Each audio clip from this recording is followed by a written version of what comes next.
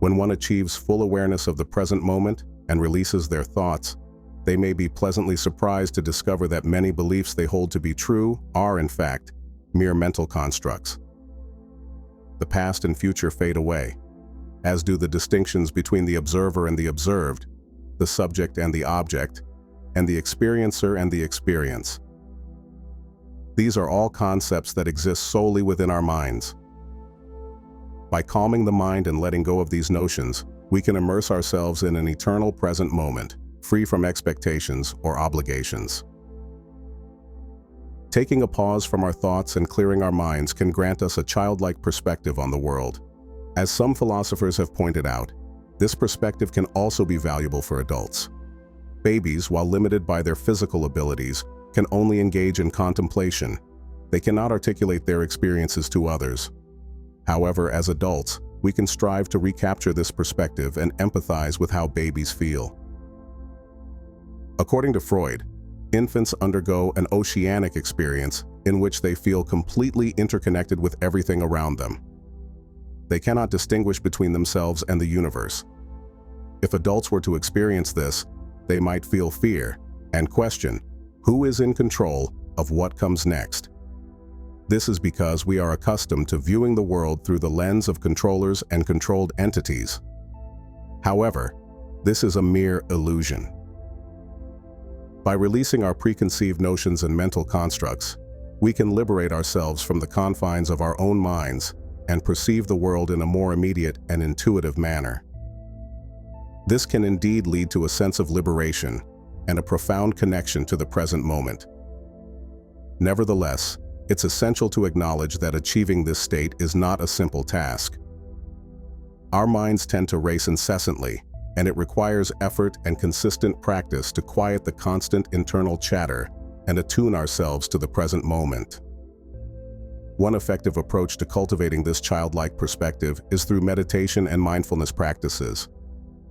By directing our attention to our breath and fully immersing ourselves in the moment, we can gradually calm our minds and nurture a sense of tranquility and clarity. Over time, with dedicated practice, this state can become a natural part of our being, enabling us to engage with the world with the curiosity and wonder of a child. Of course, adopting a childlike perspective doesn't imply that we should disregard our adult responsibilities and obligations. Instead, by learning to let go of mental constructs and embracing the present moment, we can approach our responsibilities with greater clarity and purpose.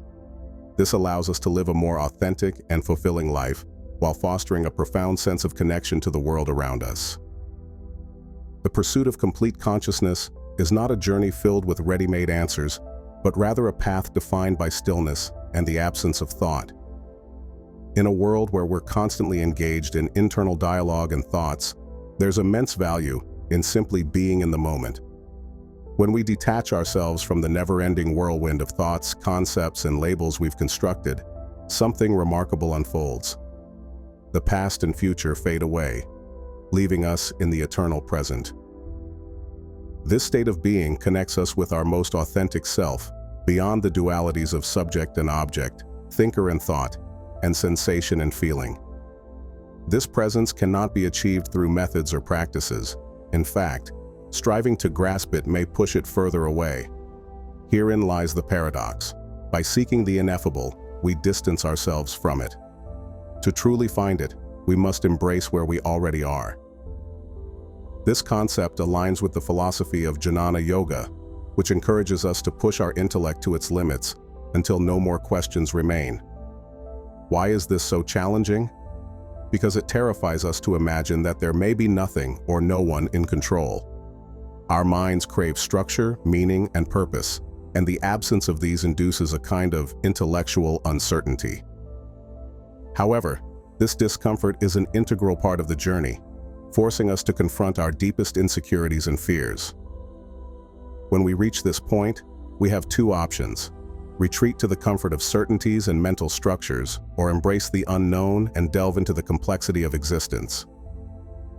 Opting for the latter opens the door to a more immediate and direct experience of the world, similar to the perspective of a child or even a baby who lives life fully without the need for deciphering. This state of consciousness, though unsettling, is liberating. It allows us to realize that we are not separate from the universe, but interconnected in an intricate dance of events and sensations.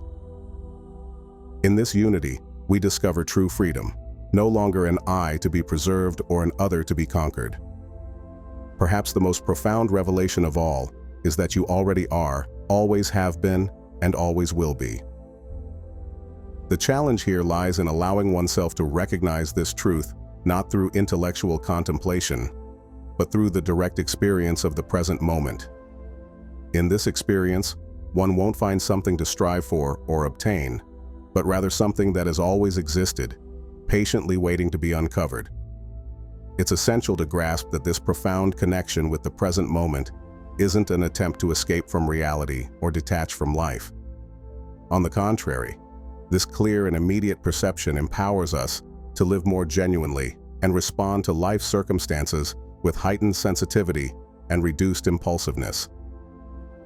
In practical terms, living in the present moment doesn't entail abandoning the act of planning or disregarding one's past experiences. Instead, it means not becoming enslaved by them. The wisdom derived from mindfulness allows us to distinguish when our thoughts are serving us constructively and when they are diverting us from the essence of life. This insight also grants us the freedom to embrace the act of living in the present. Through this practice, we come to realize that mistakes and failures are fleeting occurrences that offer us opportunities for growth and learning. They do not define our true selves. This lesson is especially pertinent in a society that frequently judges individuals based on their accomplishments and setbacks. By embracing this profound understanding, we also uncover a fresh approach to social interaction.